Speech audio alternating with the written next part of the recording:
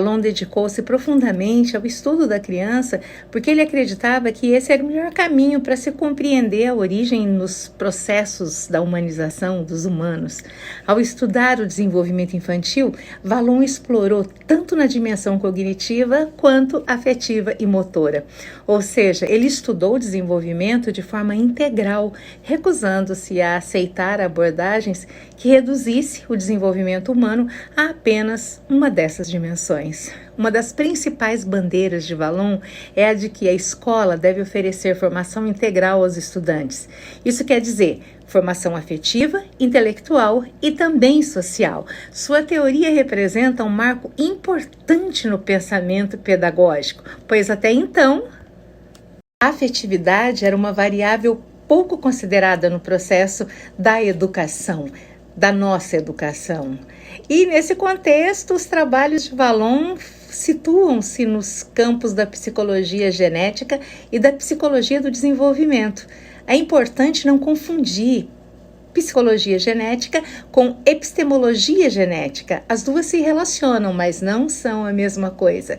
A epistemologia genética é a teoria psicológica desenvolvida por Piaget e que nesses estudos ele estudou como que o indivíduo constrói o conhecimento. Como é que alguém passa de um estado de não conhecimento para um estado de conhecimento.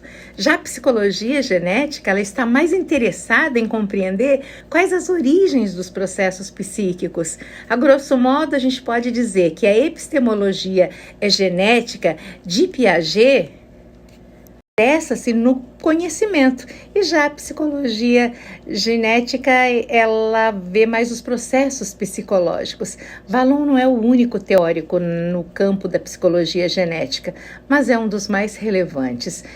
A Valon utilizou conhecimentos da antropologia, da psicopatologia, da neurologia e outras áreas do conhecimento para poder desenvolver o trabalho de pesquisa. Ele entendia que os processos psicológicos têm origem orgânica, biológica, mas que eles só podem ser bem compreendidos quando consideramos as maneiras pelas quais as influências socioambientais interagem nesses processos. Logo, o método de estudo dele considera as condições orgânicas como as exigências sociais e o desenvolvimento psíquico. Valon entende que a estrutura biológica é a primeira condição para a atividade psíquica, ou seja, não pode haver psiquismo sem um equipamento orgânico que o comporte. Contudo, a nossa mente opera sob estímulos de fora do organismo. Logo, as condições orgânicas e as condições do mundo externo são as grandes mantenedoras da existência e do desenvolvimento humano. Nós nos desenvolvemos na interdependência de fatores biológicos e de fatores sociais. O desenvolvimento do pensamento infantil, segundo Valon, não acontece de forma contínua.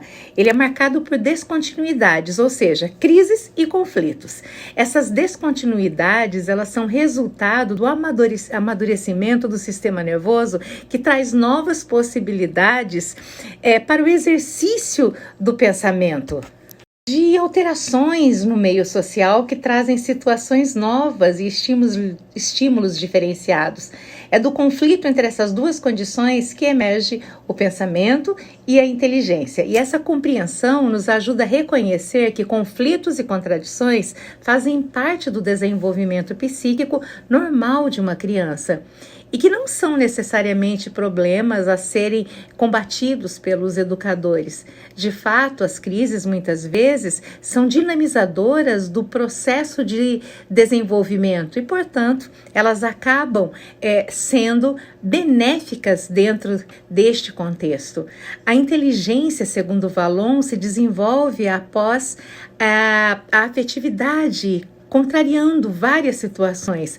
Para Valon, a inteligência ela se surge por intermédio da afetividade. Essa inteligência, ela estabelece uma condição de conflito, né? Talvez seja por isso que nós nos interessemos em aprender mais aquilo que a gente gosta do que aquilo que não se conecta com a gente.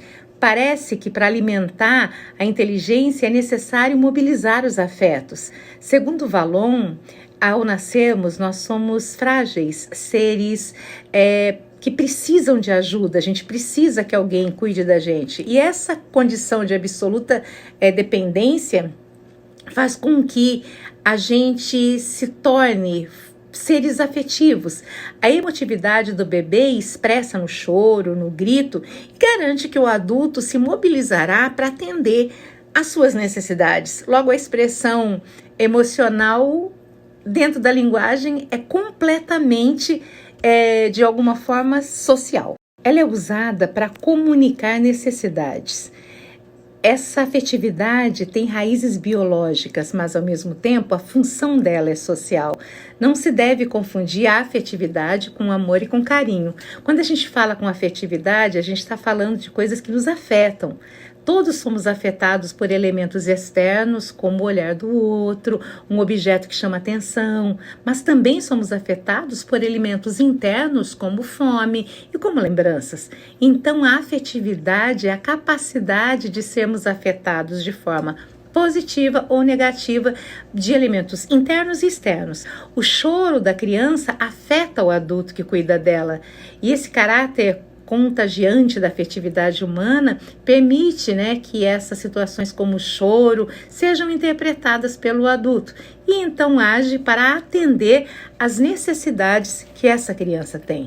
É no contexto dessa interação emocional e social que se dá o desenvolvimento cognitivo da criança. Mas Vallon ainda destaca a importância das atividades motoras nesse processo, pois o bebê também expressa sua emotividade por intermédio de gestos, expressões faciais, expressão corporal. O ato motor é um ato expressivo que comunica os estados emocionais do bebê e gera um estado emocional nos adultos. Na medida em que a função simbólica se desenvolve, que a criança se torna capaz de pensar sobre coisas que não estão presentes, de ver um desenho de cachorrinho e associá-lo mentalmente a um animal real, essa sofisticação das capacidades cognitivas permite que haja internalização dos atos motores. Quer dizer, os atos motores vão diminuindo porque as crianças desenvolvem outros recursos para se comunicar. Como, por exemplo, ela vai utilizar a partir daí as palavras e, além disso, ela adquire maior controle e refino sobre o ato motor. E isso é que Vallon coloca a respeito dessa afetividade na educação.